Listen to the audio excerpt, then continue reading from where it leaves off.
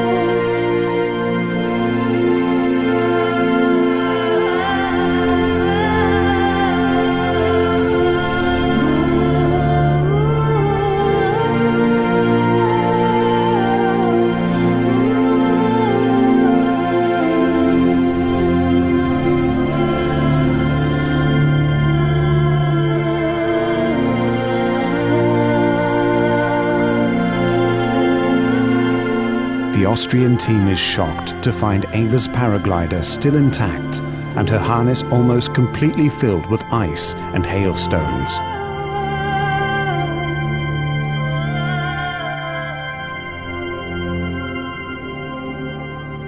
After some minutes, Stefan arrived with the other team pilots, and they were all happy to see me alive.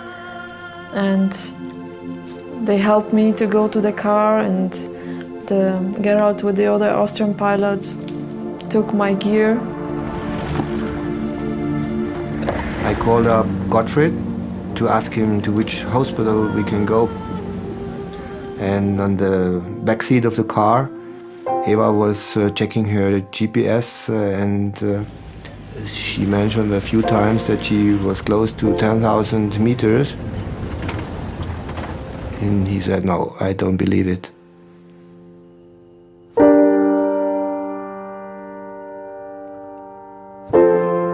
Die haben wir dann so einfach abgetan. So ein Gerät muss ja nicht optimal laufen, haben wir gedacht vorher. Aber hinterher, als wir diesen Track dann da wirklich minutiös ausgelesen haben und dann realisiert hatten, wie hoch die dann war, da standen wir dann da vor dem Computer und sagten, boah, so viel Glück das gibt's gar nicht, was die hatte.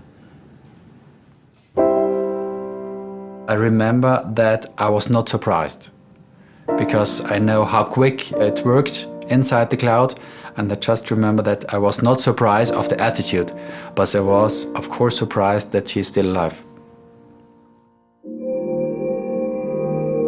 Incredibly, Eva is discharged from hospital soon after arriving. Her only visible injuries are frostbite to her ears and legs. The doctor couldn't imagine I survived at this altitude, and he measured the oxygen in my blood and said, everything looks fine. He couldn't believe. So all the hail... Word quickly spreads about Eva's miracle flight. A paraglider has told of being sucked into a thunderstorm, frozen, then spat out. Eva was swept so high she suffered frostbite and passed out, but incredibly she survived. Caught in a thunderstorm in Australia whilst training for the World Championship. A second paraglider, a Chinese man, died in the storm. The euphoria surrounding Eva's survival was tempered by the tragic death of He Zhongpin. The tight-knit paragliding community was stunned. A lot of people focused on the survival of Eva, forgetting a little bit about the fact that someone had actually died as well. We actually didn't fly the next day as a result of the hearing the news that he was found deceased.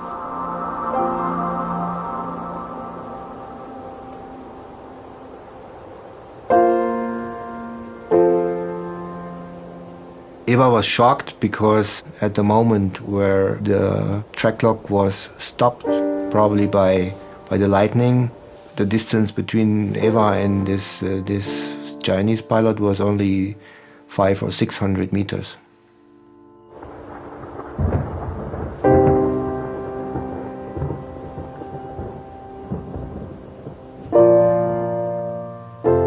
I knew that what happened was the result of my mistake. And I knew in the future I have to take my decisions on myself and don't look what are the others doing. And I knew this will never happen again. There's still water inside.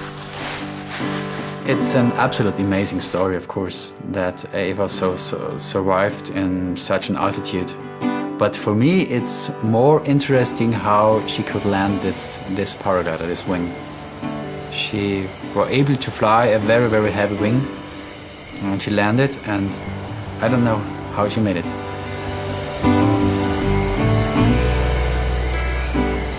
This is incredible, unbelievable. She survived, she wanted to live, and she wanted to go further. Das gibt's kein zweites Mal sowas, dass man das überlebt. Und einem noch so gut geht danach.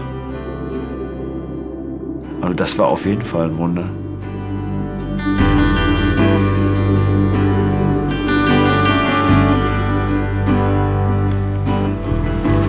Six days later, in a remarkable show of courage, Eva makes her way back to the summit of Mount Bora.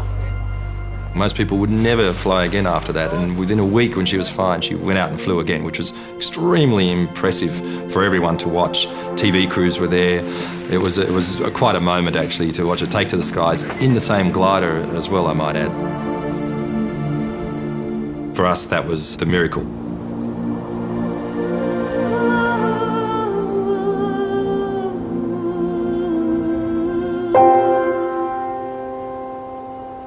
I wanted to be alone and to have my peace. I had to think about the Chinese pilot. I couldn't understand why I could survive and him not. But then I knew, okay, I was lucky. Maybe I have some special reason to stay in this world. Thanks.